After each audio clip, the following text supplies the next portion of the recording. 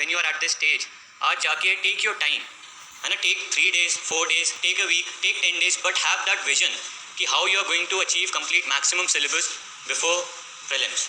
So you have to factor in a lot of things. आप देखिए अपने coaching का शेड्यूल कैसा रहता है आपका, आपको उसमें ये देखना पड़ता है कि आपका ऑप्शनल की लेंथ कितनी है, आप अभी किस लेवल पे हो. तो after considering all these things have that vision. So that is very very much needed. उसके बाद व्हाट आई बिलीव इज़ कि there were 3 things in my strategy that ultimately work for me. That were the reason behind my rank, my success. First of all, making short notes on each and every topic of the syllabus. Second of all, answer writing, test writing. And third of all, self-analysis and self-evaluation. These 3 things I believe are universal for each and every aspirant of the civil services examination. And I am not the first person who is saying these things. I am not going to be the last person who is going to say these things. ये जो है बातें हर किसी ने कर रखी हैं, हर topper करता है. And if so many people are saying this to focus on notes, to focus on answer writing, on giving tests, then there must be some substance to it, right? ऐसा तो नहीं हो सकता कि सब जो है एकदम गलत ही सलत बोल रहे हैं. So there has to be certain substance to it. But despite knowing this, I am pretty sure काफ़ी लोग ऐसे होंगे जो नहीं करेंगे. And उसका reason भी I am going to tell you. The simple reason for not making notes or for not giving tests, for not writing answers is that fear, is that inertia, is that laziness. आप जो है एक बार when you start this process, I've been told that आप सब अभी चालू कर रहे हैं, majority of you.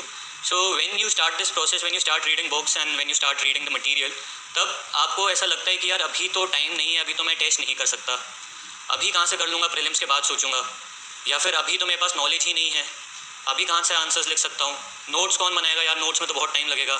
These all are just signs of that fear, that inertia that exists in your mind. My humble request is to overcome that fear, overcome this inertia of yours. Please इसको कैसे भी करके जीतिए इस पर, win over it. क्योंकि जब आप ये कर लेंगे तो आप ऑटोमेटिकली एक हायर लेवल पे बढ़ जाएंगे. Automatically you will have that edge over others. When you resolve किया कुछ भी हो जाए, मुझे तो आंसर लिखने हैं, मुझे तो टेस्ट प्रैक्टिस करनी है, मुझे नोट्स बनाने हैं. I am going to tell you the importance of these things. And I am pretty sure आपको पता भी होगा, but again I am going to highlight, ताकि आप आज अगर इस सेशन से आप में से कुछ लोग भी इस माइंडसेट से जाते हैं कि यार अब तो करना है ये चीज़, तो my work here would be done, my purpose here would be served. Okay, so I'm going to highlight that importance. And third thing, जैसा मैंने कहा, self analysis and self evaluation. So I'm also going to tell you about how I used to do these things. Okay, so first of all, when it comes to making notes, आजकल whenever you are making notes, whenever you are reading a thing, always have 2 set of things in front of you, always. First is the syllabus, second is the previous year question papers. These are like the holy bible for you. These are the most important elements of your preparation. मैं जब भी कुछ भी मैंने कोई भी topic पढ़ा, subject पढ़ा, ऐसा शायद ही कोई दिन रहा होगा जब मेरे सामने ये 2 चीज़ें नहीं थी. These are very important. जो आप चीज़ पढ़ते हैं सिलेबस के अकॉर्डिंग पढ़ेंगे, जो सिलेबस में है you have to read. And जब when you see the previous year question papers, then you understand how to read. काफ़ी लोगों की ये दिक्कत रहती है कि they are not able to understand what all things they have to read. ऐसा लगता है कि सभी कुछ पढ़ लेना चाहिए, जो भी सामने आ रहा है वो सब कर लेना चाहिए. But until and unless you see the previous year papers, you are not going to realize that fact.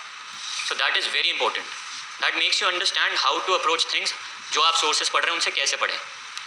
So अगर आप देखें, I used to do what I used to just make short notes on each and every word of the syllabus. तो syllabus रखा, कोई भी topic उठाया. अब now every topic has 2 components attached to it. A static component, a dynamic component. ये बात I think everybody agrees.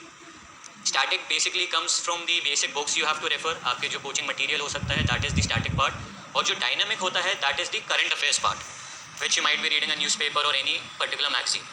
तो अब इसमें ये रहता है कि आपको सारे sources को एक बार जितने भी हैं, obviously you have to limit them as well, है ना, but जितने भी sources हैं, first go through them and then consolidate and prepare notes. So आजकल each and every topic आप जो हैं you are doing it from multiple sources. So that is why it is very important कि आप जो है उसको एक जगह consolidate करके एक जगह organize कर दें. It is very difficult to revise from multiple sources again and again.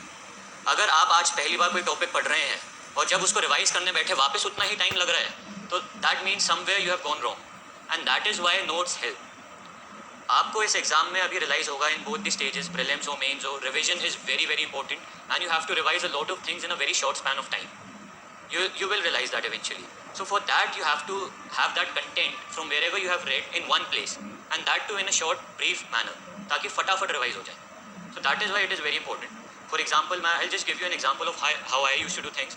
अब मैं जैसे एग्रीकल्चर टॉपिक पढ़ रहा हूँ, सो एग्रीकल्चर एक ऐसा टॉपिक है जिस पे आए दिन अखबार में कोई ना कोई आर्टिकल आता रहता है ना. सो अब जैसे मुझे कुछ भी रेलिवेंट पॉइंट लगा from the current affairs section I am reading, I use to note it down in my online in Evernote. Current affairs का जो है I use to note it down in online source, ताकि वो dynamic element रहता है, कभी भी change उसमें किया जा सकता है.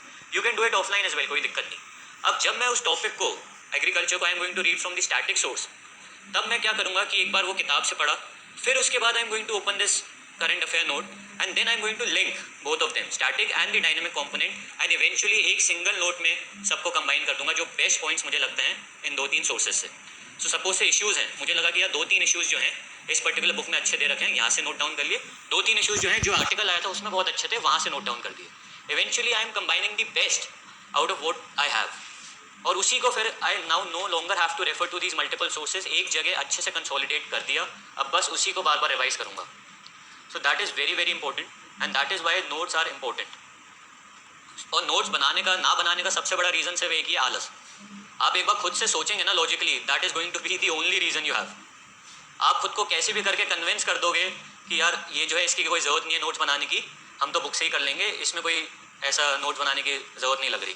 But if you just introspect, आपको पता चलेगा the reason, sole reason you are avoiding it is that laziness.